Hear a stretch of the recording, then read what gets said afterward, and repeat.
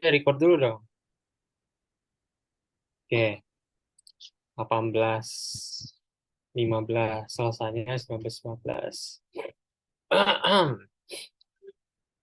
Assalamualaikum warahmatullahi wabarakatuh. Terima kasih. Selamat pagi, siang, sore, dan juga malam, Bapak Sparta dan teman-teman semuanya. Perkenalkan kami dari kelompok 4 ingin mempresentasikan mengenai CH4 tentang accounting teori dan praktis, dan juga nanti PSAK 19. Oke, perkenalkan nama saya Antoni Saldo Sudarsono dengan NIM 2021 2021 10 12. Dan di sini ada Muhammad Syahreza Alferosiata 2021 10 02. Next. Oke, di sini selanjutnya untuk pertama-tama saya ingin menjelaskan terlebih dahulu materi yang kita akan jelaskan pada hari ini. Pendapatan. Pendapatan adalah pemasukan bruto kas piutang atau imbalan lain yang timbul dalam pelaksanaan aktivitas normal suatu perusahaan dari penjualan barang. Prinsip pengakuan pendapatan menyatakan bahwa pendapatan adalah dikenali. Pendapatan diperoleh ketika proses pendapatan secara substansial telah selesai. Pendapatan direalisasikan pada saat barang dan jasa ditukarkan dengan uang tunai atau klaim atas uang tunai. Pendapatan dapat direalisasikan ketika aset yang diterima dapat dikonversi menjadi sejumlah uang tunai, seperti pengakuan pendapatan sebelum pengiriman metode akuntansi konstruksi jangka panjang, atau metode persentase penyelesaian metode kontrak selesai, seperti metode pengakuan pendapatan setelah pengiriman, atau angsuran metode penjualan, metode pemulihan biaya. Next.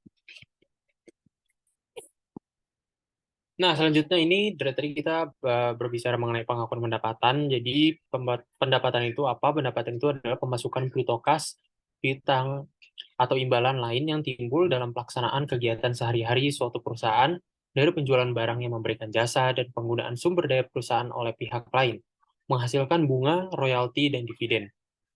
Pengakuan yaitu proses pencatatan dan pelaporan suatu item sebagai elemen laporan keuangan. Next. Prinsip. Nah, ini prinsip pengakuan pendapatan menyediakan pendapatan tersebut diakui ketika diperoleh dan kapan direalisasikan atau dapat direalisasikan. Pendapatan diperoleh ketika proses perolehan secara substansial telah selesai. Pendapatan direalisasikan pada saat barang dan jasa ditukarkan dengan uang tunai atau klaim atas uang tunai. Pendapatan dapat direalisasikan ketika aset yang diterima dikonversikan ke dalam jumlah besar. Next. Nah, ini ada 4 tipe transaksi pendapatan. Itu revenue from selling product is recognized at the date of sale. Revenue from service is recognized when services are performed and are billable. Revenue from the use of enterprise asset by others is recognized as time passed or as the asset are used up. Dan yang terakhir, revenue from disposal asset atau other than inventory is recognized at the point of sale as gain or loss. Next. Nah, ini ada pengakuan pendapatan diklasifikasi berdasarkan alam transaksi. Tipe of transaksinya itu adalah sale of product, asset, other from inventory. Terus di sini ada deskripsi dari revenue-nya. Ini ada gain atau loss on disposal date of sale. Kemudian ada timing of revenue recognition-nya adalah date of sale, date of delivery, sale, or trade-in. Next. Nah, ini ada pengakuan pendapatan pada penjualan, pendapatan dari manufaktur, dan penjualan umum diakui pada pengecualian point of sale. Yang pertama, penjualan dengan perjanjian buyback. Yang kedua itu penjualan ketika ada hak pengembalian atau harga tinggi yang tidak dapat diperkirakan secara andal. Yang ketiga, pemuatan perdagangan atau pengisian saluran. Next.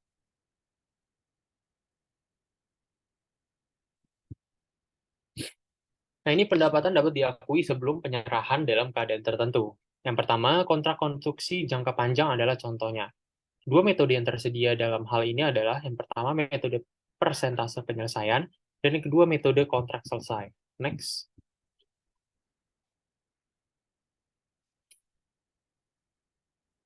Nah, ini ada tabel mengenai pengakuan pendapatan sebelum pengiriman.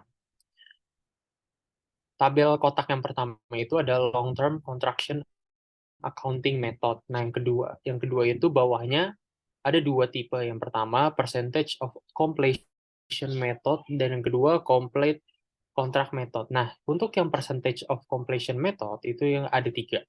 Yang pertama, term of contract must be certain enforceable. Yang kedua, certainty of performance by both parties. Dan yang ketiga, estimates of completion can be made reliably. Nah, ini yang kedua, complete contract method. Ini cuma satu. Yang pertama itu to be used only when the percentage method is unapplicable atau uncertain. Next.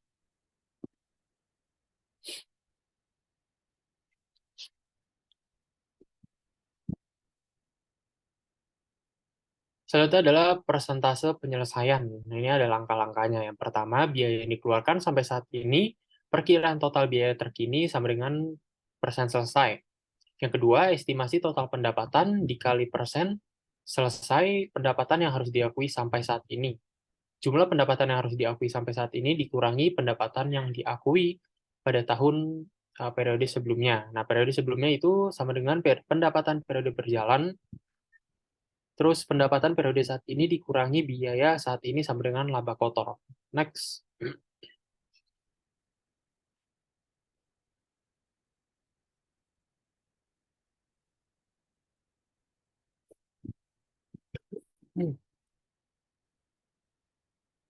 Ternyata di sini persentase penyelesaian. Nah, ini contohnya. Yang pertama, datanya itu kontrak price-nya sebesar 4,5 juta. Kemudian memulainya pada pada bulan Juli 2003. Estimasi cost-nya itu 4 juta dan finish-nya diperkirakan pada bulan Oktober 2005. Nah, di sini kita bisa mengetahui cost to date-nya itu 1 juta, kemudian di sebelah kanannya 2.916.000. Estimasi cost to complete-nya itu 0, kemudian di sebelah kirinya ada 3.000, kemudian di sebelah kanan ada 1.134. Progress billing during year-nya itu 1.200.000. Untuk bagian sisi kiri dan juga kanan itu sama 900.000. Next.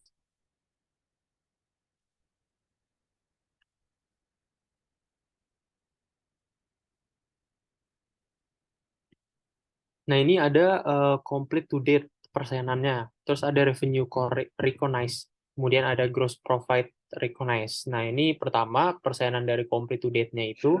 Yang pertama itu di tahun 2003 itu 25%. 25% itu didapatkan dari 1.000 dibagi 4.000. Kemudian di tahun 2004 itu 72% didapatkan dari 2.916 dibagi 4.050 menjadi 72%. Kemudian untuk revenue recognize-nya 2003 itu 4.500 dikali 25%. 25% ini didapat dari complete to date, persenannya kemudian akan menghasilkan 1.125.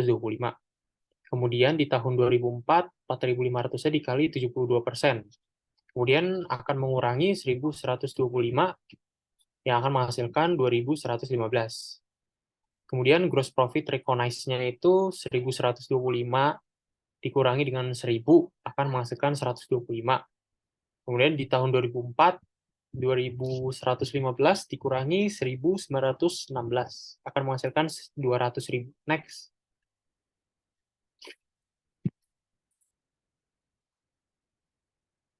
Selanjutnya ada pengakuan pendapatan setelah pengiriman. Ini pengakuan pendapatan ditangguhkan ketika pengumpulan harga jual tidak dapat dipastikan secara wajar dan tidak ada estimasi yang dapat diandalkan yang dapat dibuat. Dua metode yang digunakan adalah yang pertama, metode penjualan angsuran, dan yang kedua, metode pemulihan biaya. Jika uang tunai diterima sebelum penyerahan, maka metode yang digunakan adalah metode deposit. Next. Selanjutnya ada metode penjualan angsuran. Metode ini menekankan pengakuan pendapatan pada periode pengumpulannya, bukan pada saat terjadinya penjualan. Hak milik tidak berpindah kepada pembeli sampai semua pembayaran tunai telah dilakukan kepada penjual. baik penjualan maupun harga pokok penjualan ditangguhkan pada periode penagihan. Beban lain-lain, penjualan dan administrasi tidak ditangguhkan. Next.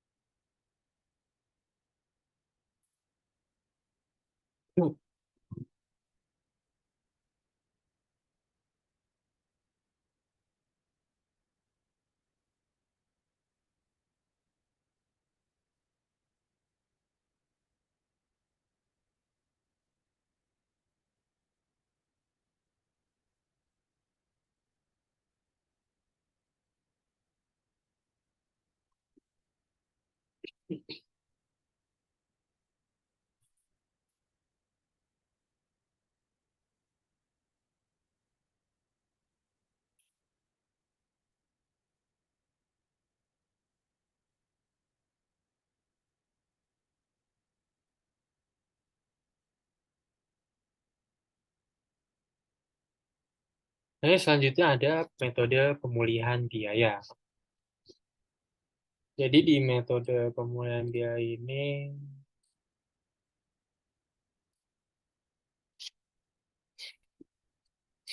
jadi metode pemulihan biaya ini,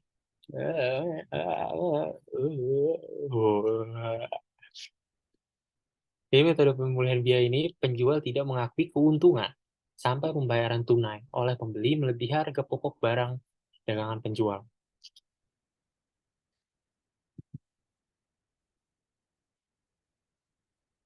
Setelah menutup semua biaya, penjual memasukkan pengumpulan uang tunai tambahan ke dalam pendapatan. Metode ini digunakan jika tidak ada dasar yang masuk akal untuk memperkirakan kolektibilitas seperti dalam waralaba dan real estate. Laporan laba rugi melaporkan jumlah laba kotor yang diakui dan jumlah yang ditangguhkan. Next. Metode deposit. Penjual menerima uang tunai dari pembeli sebelum penyerahan barang atau pelaksanaan. Penjual tidak mempunyai tuntutan terhadap pembeli. Pengalihan risiko kepada pembeli tidak cukup untuk menjamin pencatatan penjualan oleh penjual. Jika transaksi tidak lengkap, metode deposit digunakan. Oleh karena itu, metode deposit menunda pengakuan penjualan sampai penjualan terjadi untuk tujuan akuntansi. Next.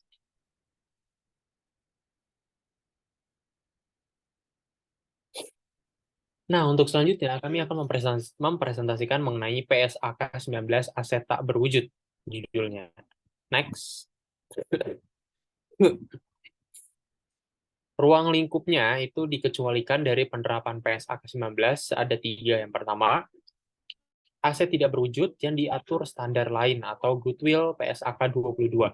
Yang kedua, aset keuangan PSAK 50. Yang ketiga, hak penambangan atau PSAK 29 dan sumber daya lain yang tidak dapat diperbarui. Next. Yang pertama, pengertian aset tidak berwujud. Aset non-moneter yang dapat diidentifikasi tanpa wujud fisik. Asetnya itu adanya kontrol dan keuntungan ekonomis di masa depan. Ini keteridentifikasian, pengendalian, dan adanya keuntungan ekonomis di masa depan. Next.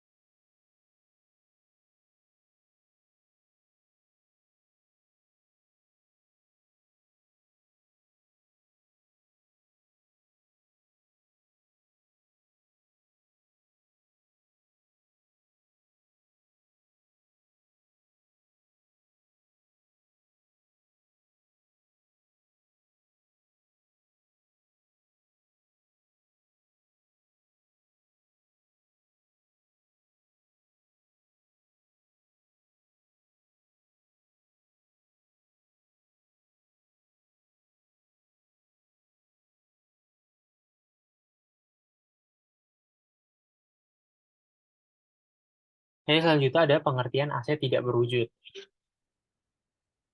Keteridentifikasian dapat diidentifikasi. Yang pertama dapat dipisahkan, dibedakan, atau timbul dari kontrak atau hal legal lainnya.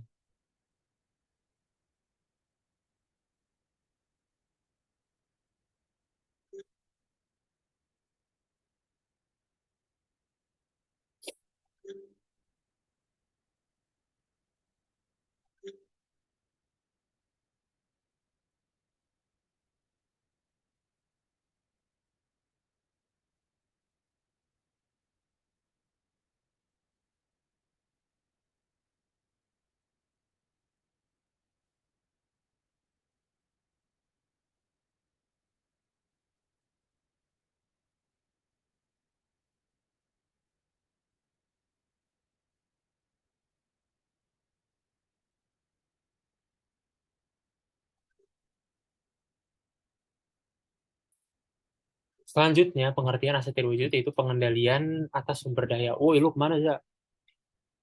Terdapat kontrol jika yang pertama mampu memperoleh manfaat ekonomis masa depan, dan yang kedua dapat membatasi akses pihak lain dalam memperoleh manfaat ekonomis tersebut. Next.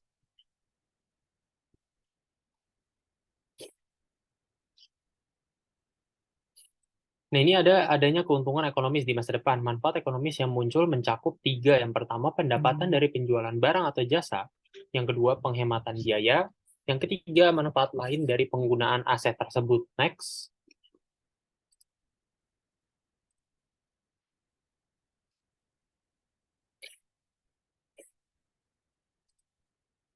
Nah, ini ada contohnya. Yang pertama, dapat dipisahkan atau dibedakan. Yang kedua, software komputer. Yang ketiga, paten. Yang keempat, copyright. Yang kelima, daftar pelanggan. Yang keenam, lisensi. Yang ketujuh, kota impor. Yang kedelapan, franchise. Yang kesembilan, hak pemasaran. Next.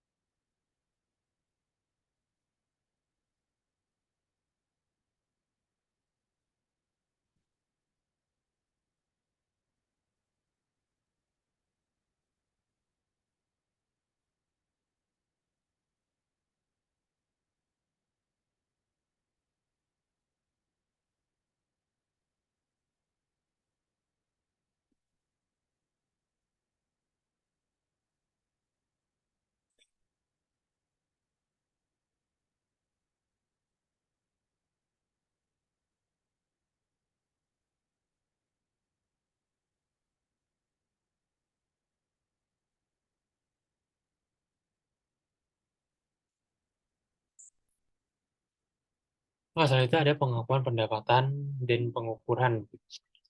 Itu prinsip umumnya itu dalam mengakui suatu item sebagai aset tidak berwujud, entitas perlu menunjukkan bahwa item tersebut yang pertama memenuhi definisi aset tidak berwujud, yang kedua memenuhi kriteria pengakuan. Next.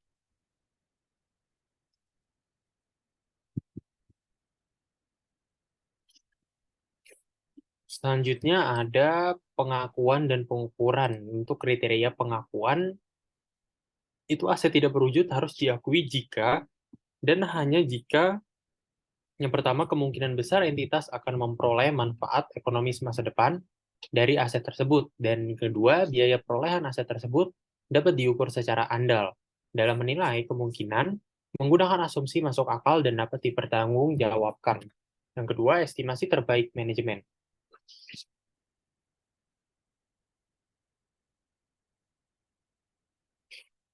Next. Deh. Pengertian aset tidak berwujud. Nah, di sini terdapat pengertian aset tidak berwujud. Ini keteridentifikasian dapat diidentifikasi. Yang pertama dapat dipisahkan atau dibedakan, atau yang kedua timbul dari kontrak atau hak legal lainnya. Next.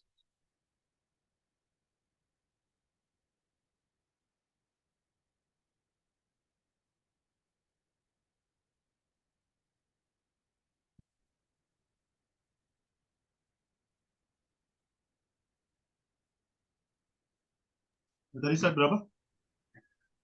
27. Ini slide berapa? Gue lagi slide 27 terakhir nih, baru nanti dilanjutin sama lo. Tapi gue ngulur dulu, ngulur waktu. Slide 27 ya nih. Ya, gue slide 27. Tapi gue ngulur waktu dulu sampai nanti lo ngomong 5 menit lagi.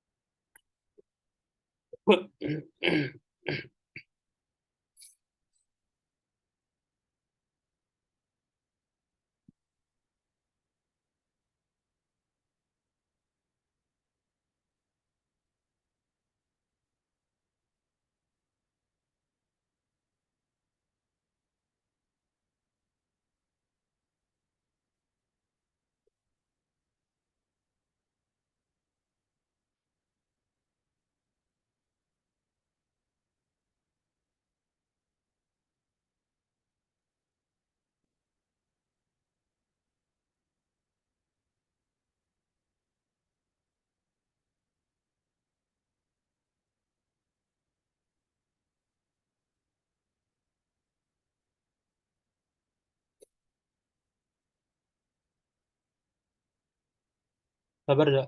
5 menit lagi.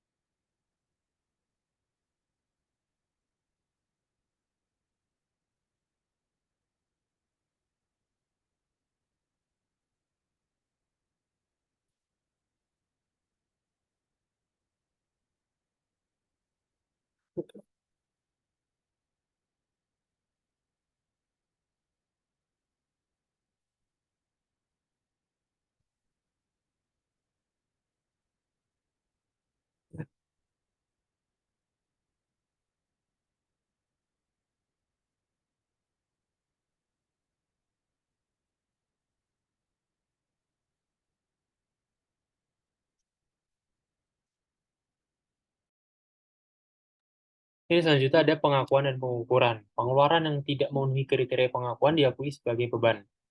Dan yang kedua, aset tidak berwujud pada awalnya harus diakui sebesar biaya perolehan. Next.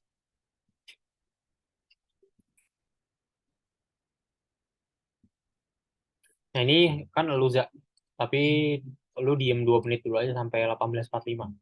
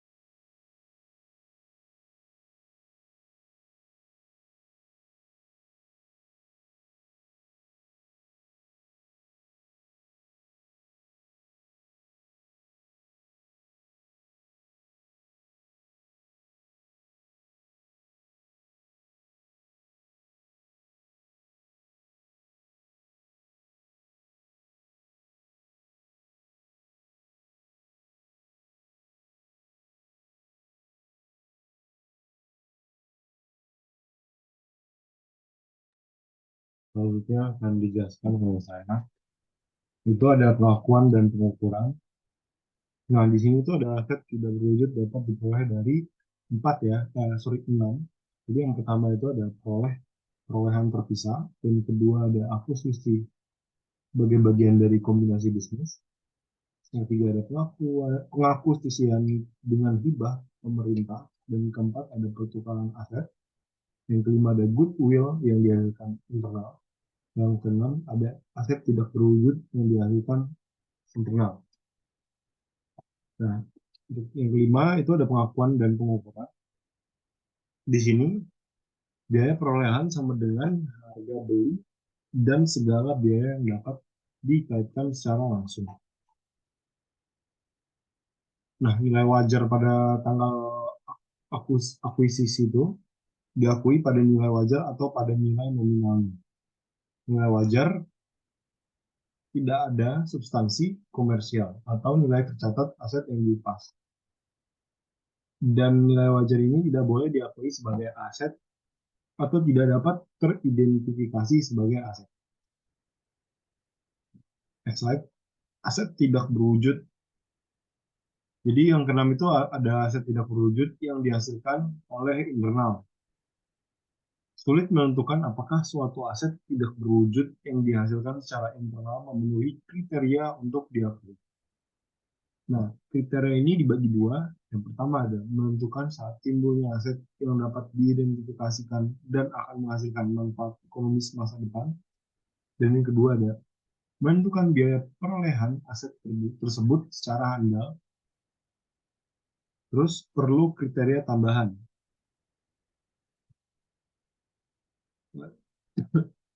Nah,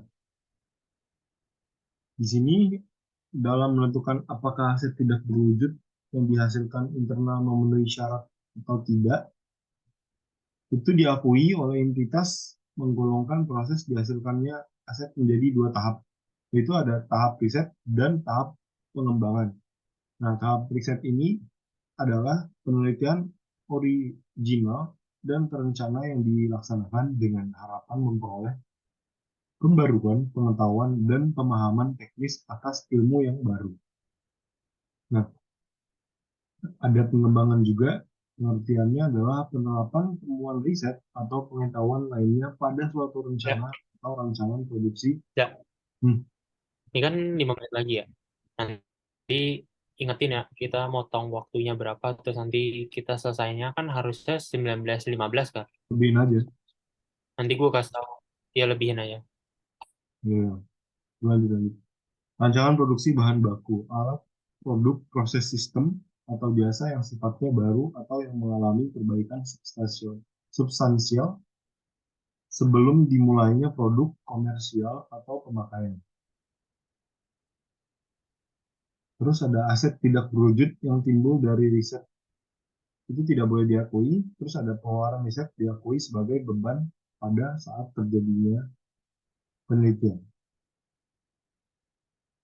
Nah, di sini ada ATB dihasilkan internal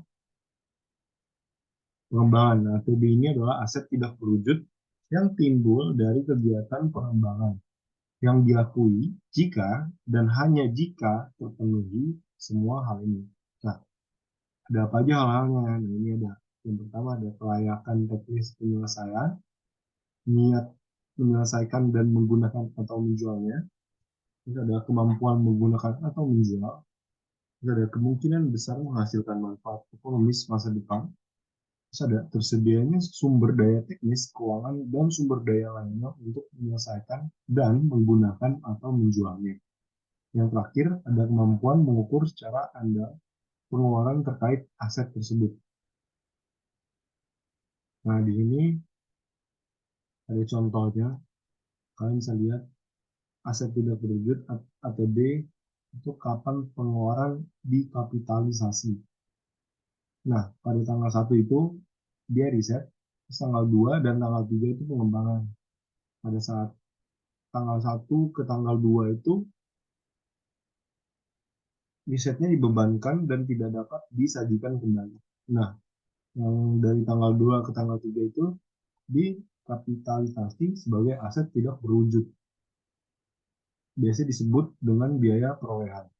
Nah, tanggal 1 itu tahap pengembangan dimulai, tanggal 2 kriteria pengakuan terpenuhi, tanggal 3 tanggal aset baru hasil pengembangan siap digunakan.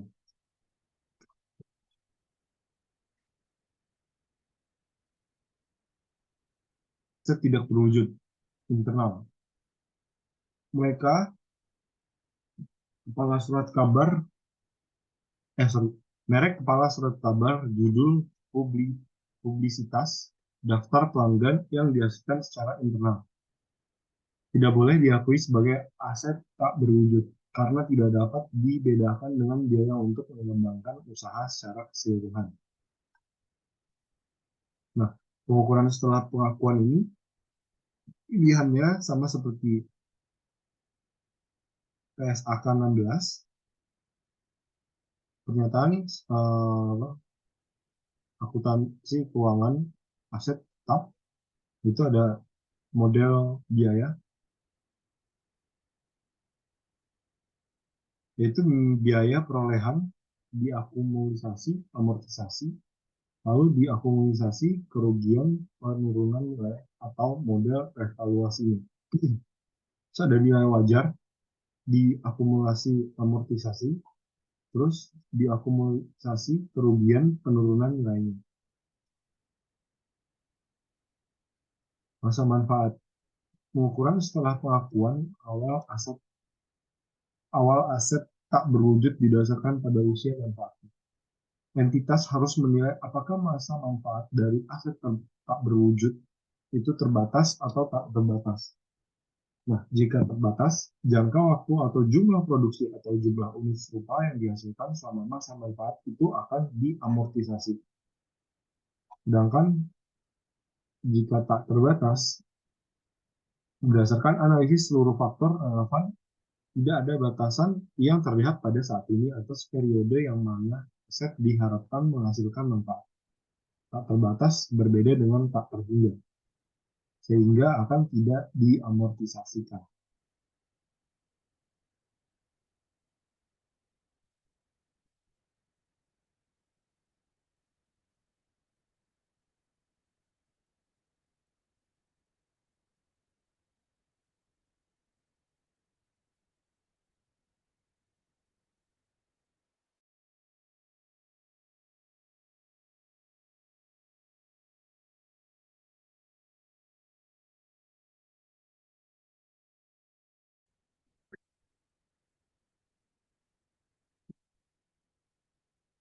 Next slide ada amortisasi masa manfaat terbatas.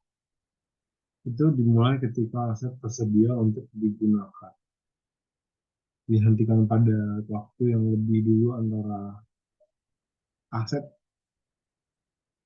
yang tersedia untuk dijual atau pernyataan satuan akuntansi keuangan mengapa atau tanggal ketika aset dihentikan pengakuannya. Amortisasi metode harus menggambarkan pada konsumsi atas manfaat aset. Contohnya, itu jurnalnya itu ada debit, itu ada beban amortisasi, kredit, ada aset atau akumulasi amortisasi.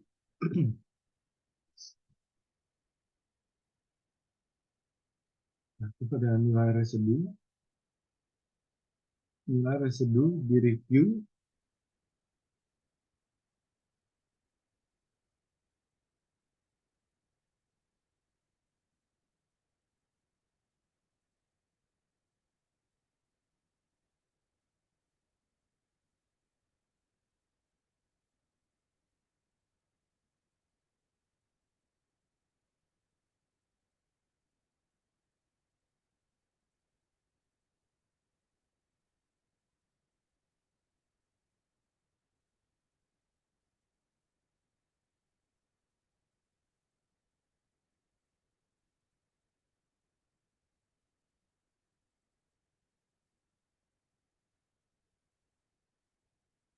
Nilai residu atau nilai residu di review setiap akhir periode. Perubahan nilai residu diperhitungkan sebagai perubahan estimasi akuntansi atau pernyataan satuan akuntansi keuangan 25.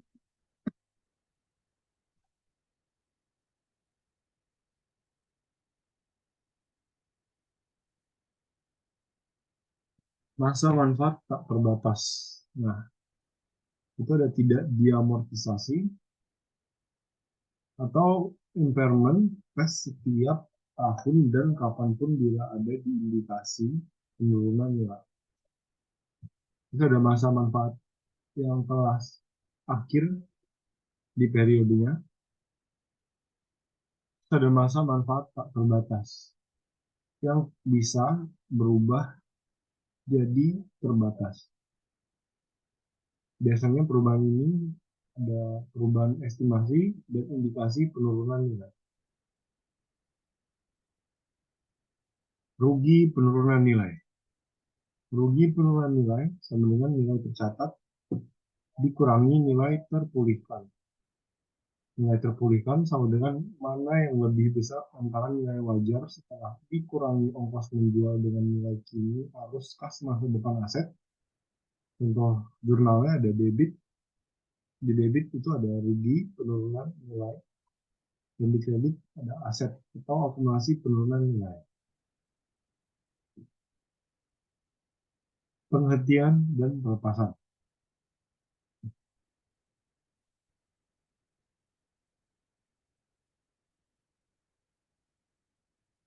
Dihentikan pengakuannya ketika dalam proses pelepasan atau ketika tidak terdapat lagi manfaat ekonomis masa depan yang diharapkan. Keuntungan atau kerugian yang diakui dilaporkan di laba rugi.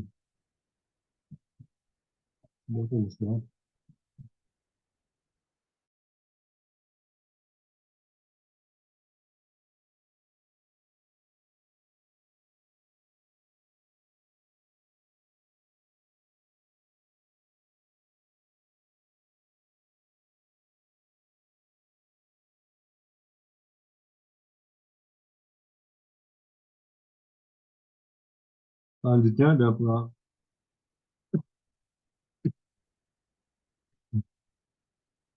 pengungkapan, yaitu ada pengungkapan umum yang terdiri dari aset yang dihasilkan internal dengan yang lainnya.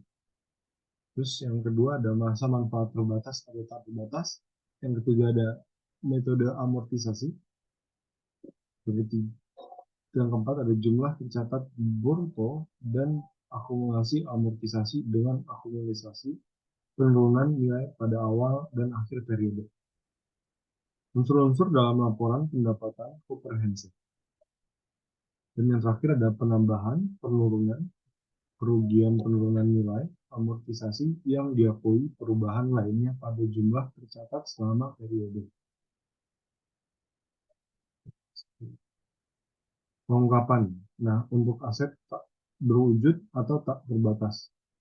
Jumlah yang tercatat, alasan yang mendukung masa manfaat tak terbatas. Untuk aset tak berwujud tadi. Nah, untuk yang menggunakan model revaluasi, itu ada tanggal efektif revaluasi, itu ada tercatat, ada jumlah tercatat yang diakui apabila diukur dengan metode biaya, terus ada jumlah surplus revaluasi awal dan akhir periode, terus ada metode dan asumsi dalam mengestimasi nilai wajar aset. Dan yang terakhir, itu nilai keseluruhan biaya riset dan pengembangan yang diakui sebagai biaya selama periode.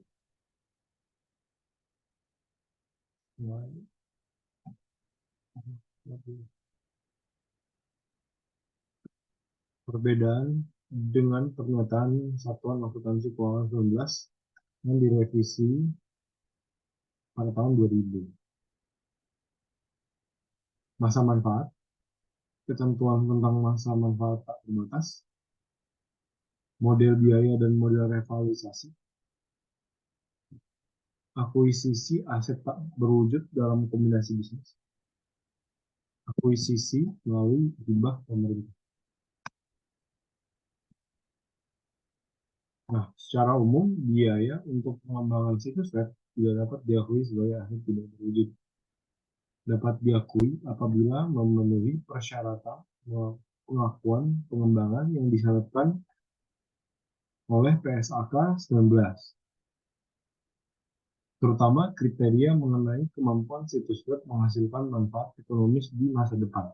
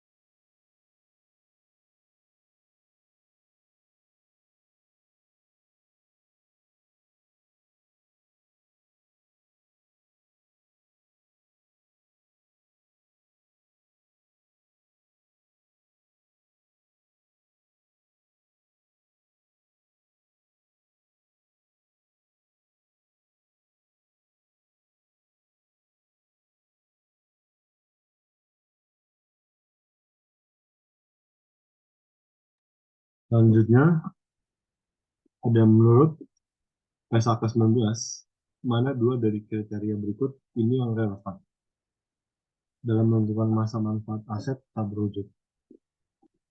Ada keusangan, ada periode amortisasi, kegunaan yang diharapkan dari aset, dan yang terakhir ada nilai residu aset.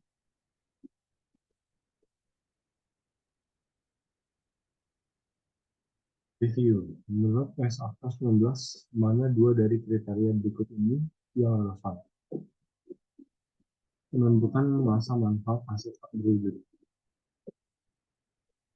Ada perusahaan, periode amortisasi, kegunaan yang diharapkan dari aset, dan nilai residu aset.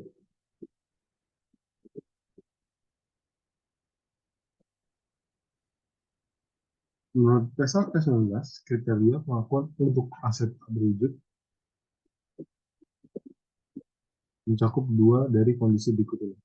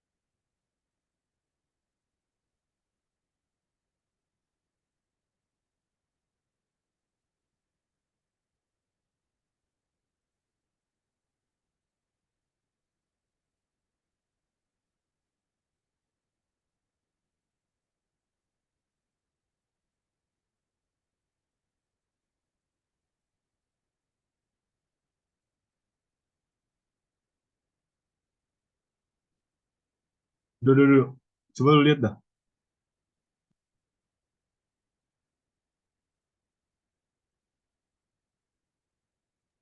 Apaan, Za?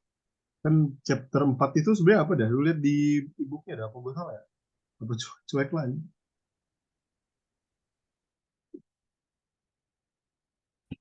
Satu. Kalau aku lagi makan anjing. Mestinya konsep konseptual framework ya. Hah? Konseptual framework mestinya. Salah satu. Berarti kita salah. Udah sebenarnya bener materinya. Ya udah.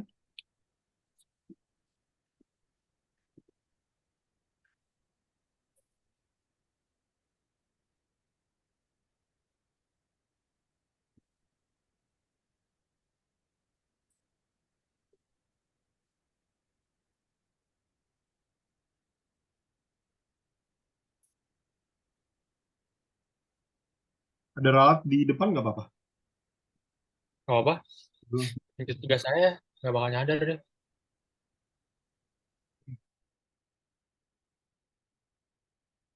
Nah, review yang keempat itu ada PT Armada memperoleh teknologi baru yang akan mengubah proses manufaktur saat ini. Biaya yang terjadi adalah sebagai berikut. Biaya teknologi baru itu sebesar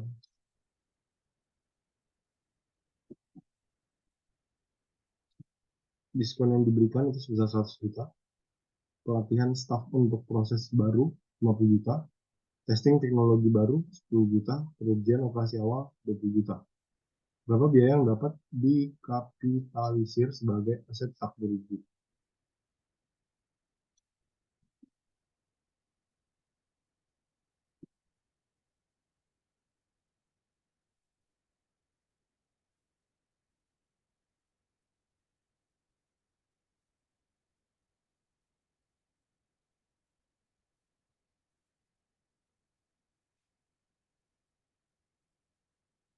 Ini ada aset, costnya tadi udah belakang.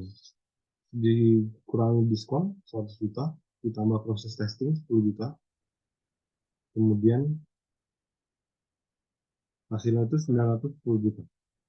Nah, kerugian operasi awal dan pelatihan staf mengoperasikan aset pada jurnal tersebut, maka diakui sebagai benar.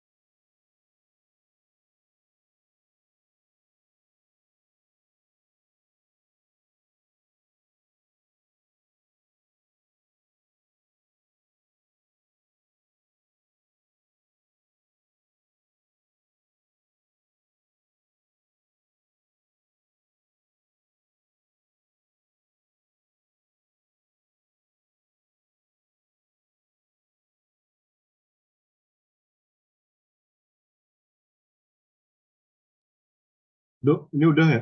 Gua yang aja ya di sini ya? Dan saya, Belum sih. Mestinya udah. wah, Mestinya udah. maksudnya durasinya udah. Udah. Oke, Gue lanjut ya. lanjut. Jenis pengeluaran itu ada konstruksi fasilitas gedung riset, pengembangan proyek riset saat ini dan yang akan datang. Akuisisi peralatan R&D hanya digunakan untuk proyek saat ini, pembelian stok bahan-bahan untuk menggunakan proyek riset saat ini dan masa depan, gaji staf riset, biaya riset yang terjadi untuk proyek PPADC yang ditagihkan setiap bulan. Melakukan akuntansi, dikapitalisasi dan disebutkan sebagai beban penelitian, beban R&D, ada sebagai persediaan dan dibebankan saat dipakai, ada beban R&D, hutang, ada alasannya, punya manfaat masa depan, biaya riset, punya manfaat masa depan, biaya riset, dan bukan beban R&D atau nggak bisa di reimburse. Nah, ini jenis pengeluaran itu ada biaya material, tenaga kerja, dan overhead untuk prototipe produk baru atau kelayakan ekonomis tidak terpenuhi.